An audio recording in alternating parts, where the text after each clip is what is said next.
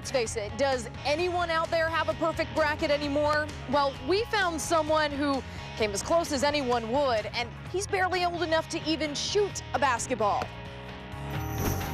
Okay, so not to rub salt in the wound here, but with the Badgers knocked out, it's UConn and Kentucky now vying for the title. A matchup that really few expected, but News 3's Danica Lewis met one of the few who did have the Cats and the Huskies in the final, huh? Yeah, well, it's amazing. Everybody's bracket is busted, right? Mine is, yours probably is, and let's put it this way, though. Less than 1% of the brackets on ESPN, as I last checked there, had Kentucky and UConn as the last two teams standing. A bracket out of Sun Prairie is proof, though, that it doesn't take a wealth of basketball knowledge to pull off what seemed to be an impossible prediction.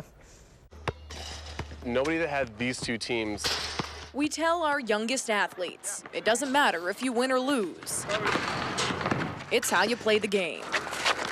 But when it comes to a bracket, win or lose is everything. A silly choice, seemingly, a while back. UConn grad Travis Bashiel didn't have the Huskies in the big game. It was Florida, Louisville, with Louisville winning.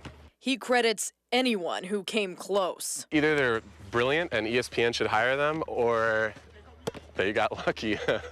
That's all I know. 4-year-old Henry Shaner may not know his basketball. My favorite part is when they kick it. But somehow this soccer-minded kid figured it out. This one won, this one won, this one won, this one won. That's not something you hear about most brackets. Neither is this. That's Connecticut and Kentucky. It's the first family pool. We're going to do it every year, I'll tell you that. Dad Andy read off the teams and mascots, and Henry made his picks, all the way up to Connecticut and Kentucky. Every round it was like, there's no way, this is a longer shot, and then the two kept winning, and it was like, he might have something here. Do you know what Kentucky's mascot is? No. It's a wildcat. Oh, Wildcat. Yeah. What's Wildcats? Henry has the Wildcats taking it all. Because I think they were gonna win.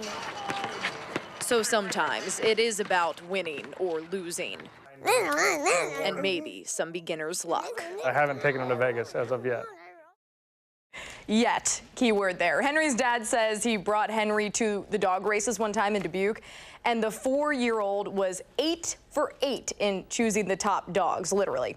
Unfortunately, Henry didn't have his bracket in any of the big dollar national pools, but he said he'll get some ice cream and movie time for coming and talking to us today about basketball. I told him he can come in anytime. I was invited next time to get some ice cream, but not this time. So he might have to do a weekly segment with Jay or something. Hey, at 4 years old, I think he'll take ice cream and movies any day. Oh, anyways. yeah, exactly. You know, $1 million, who cares? But, yeah, ice cream and a movie, definitely. I mean, what luck, though. It was just so great to see that email come through, and I'm glad someone's at least, you know, winning out there. Still winning. I know. Danica Lewis, thanks for sharing that with us tonight.